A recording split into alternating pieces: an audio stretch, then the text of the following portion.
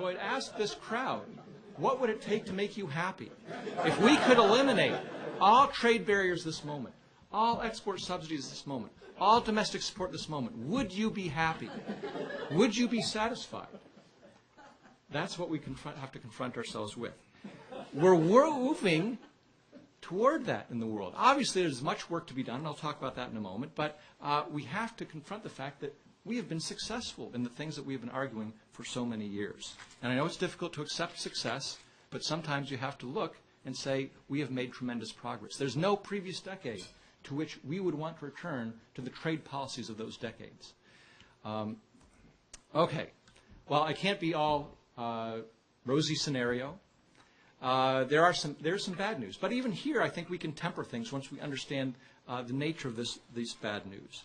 The first is that there may be, and perhaps will never be, another big trade deal like we had with the Uruguay round. And in fact, I think trade economists have been spoiled by the Uruguay round. Such an achievement, so ambitious, single undertaking, so much accomplished. We accepted, oh, that's the way it is now. We can do that again. And I think that was a rare event and perhaps not to be. And many people have seen this for some time coming. So Dan Tarullo, who is now at the Fed but used to be a trade lawyer, as many of you know, long ago in 2006 wrote The End of the Big Trade Deal. And it's a remarkable piece in some sense. It's a very short piece. But he just simply outlines why very early on in the Doha process this was not going anywhere. And I won't go through all of his reasons. We can all recite them very easily off the top of our head. So many more countries around the negotiating table. U.S. and EU leadership increasingly less meaningless with the rise of the BRICS. Regulatory issues. We've beaten down tariffs. We're moving into domestic regulatory issues, inherently more difficult, very hard to negotiate. The waning interests of multinationals. So the business interests are just not there as excited anymore. They get their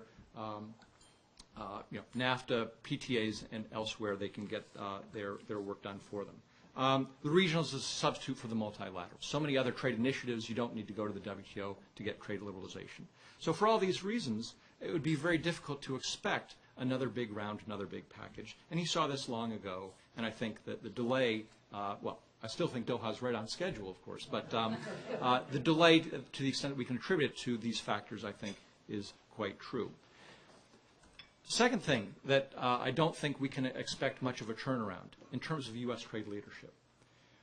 We have this very rosy-eyed view of the past, that it was U.S. trade leadership after World War II, the executive branch leading the charge, saying that this is good for us, good for the world, and that we always look to presidents to provide that leadership. And if we don't have it, it's their personal failing, but it's the president that can lead us towards the better world of more open trade. That is also a little bit of a historical misnomer in terms of the way things have operated. When we look at when the United States has undertaken great initiatives of trade leadership, it is most often when the U.S. has been provoked through discrimination. In other words, it's not as though the U.S. always wants to provide this public good. We always have this equal energy for liberalization. The major trade rounds have come as a result of the U.S. being discriminated against. We need that external threat to enliven us, to energize us to do something about it. So the first GATT round was really aimed at ending imperial preferences. That's why we wanted non-discrimination. In fact, there are State Department documents from this time saying we actually don't care about the height of the barriers as long as they're even. It's the discrimination that's hurting us in the Canadian market, in the British market, and elsewhere. Once again, the 1950s, not much action until the formation of the EC. Once again, discrimination against the United States. U.S. exporters are harmed. What should we do about it? That was the impetus for the Kennedy round, to lower the external tariff of the EEC and end that discrimination against U.S. exporters. Once again, not much happening. Tokyo round, of course, what have you, not much happening. The Single Market Initiative, 1992, greater integration in Europe. Once again, a perception that the U.S. is going to be adversely affected by the expansion of the European Union, European community, and discrimination against the United States. That was one of the impetuses for the Uruguay round. American business had something at stake, and that is ending discrimination against our exports. So unless we see some big discriminatory policy on the part of some major trade entity in the rest of the world, it is hard to see the United States getting exercised about what we want to achieve in a round to end the discrimination and make sure that we have a level playing field for U.S. commercial interests. Final sort of set of bad news why I wouldn't be optimistic about any big turnaround in terms of U.S. trade leadership or another big trade deal is the polarization in U.S. trade politics. We've actually gone back to the polarization seen in previous decades. We had a small window of bipartisan consensus where the Republicans and the Democrats in Congress were willing to move across the aisle and agree on something on America's national interests. That has eroded. So two simple charts here. This is U.S. trade policy history going back to 1890. And it's voting in the House of Representatives on various bits of trade legislation. And this is the polarization. This is in terms of votes for trade liberalization. So if we start on the left-hand side, late 19th century, early 20th century, the Democratic Party, based in the South, was almost entirely in favor of lower tariffs and voted against any bill to raise tariffs. The Republican Party, based mainly in the industrial North, always in favor of higher tariffs, always against lower tariffs. And what we can see is in the 1940s, the Republicans begin to change. There's some wavering there. The Republicans began to see perhaps the benefits to their constituents in the North of expanding the market for American manufactured exports.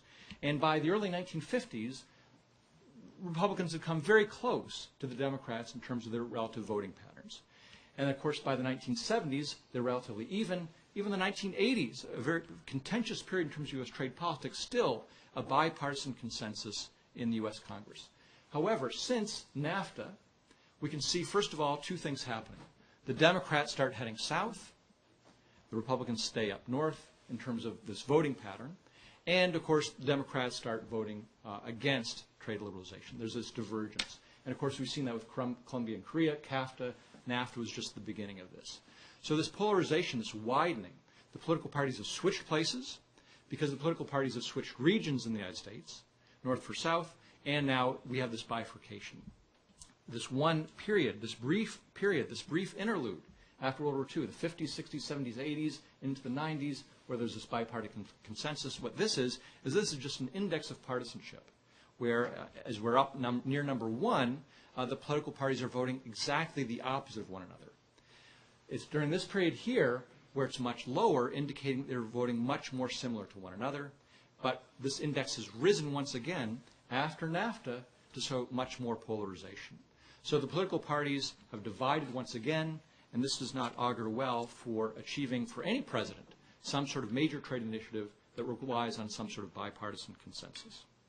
And this, I think, has manifested itself, this is a reflection of changes in the electorate. So if you look at simple polling data on do you think NAFTA or the WTO is good for the United States, is it a good thing or a bad thing? It used to be that about 2-to-1 margin, people would say it was a good thing. And of course, there's a lot of unknowns or don't know or refuse to answer or what have you. But the bad thing people kept relatively low. Since the early 2000s, however, the two lines have converged to some extent, and now, of course, they're crossing lines. And according to this, at least this Pew Research Center poll, more people in November 2010 thought that these were bad things for the United States, not good. So the polarization in Congress, in some sense, is a reflection of the fact that in the electorate, there's a great deal of unease about what these institutions do and whether further trade liberalization should proceed.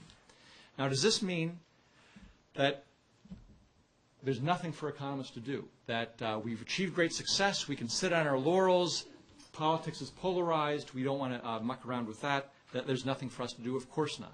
There's a lot for us to do.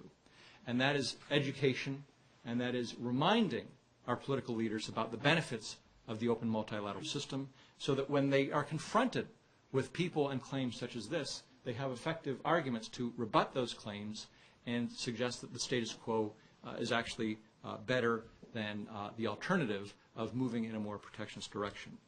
And so I would close almost with this quote by the great 19th century historian Thomas Macaulay, who said that free trade, one of the greatest blessings which a government can confer on a people, is in almost every country unpopular. Makes it inherent that we will always have a mission to ensure that that unpopularity does not get out of control, and that people are reminded of the benefits of trade, because, as once again I'll quote from Michael Musa, a great international economist who we recently lost, in Washington, the truth is just another special interest. and one that is not particularly well financed.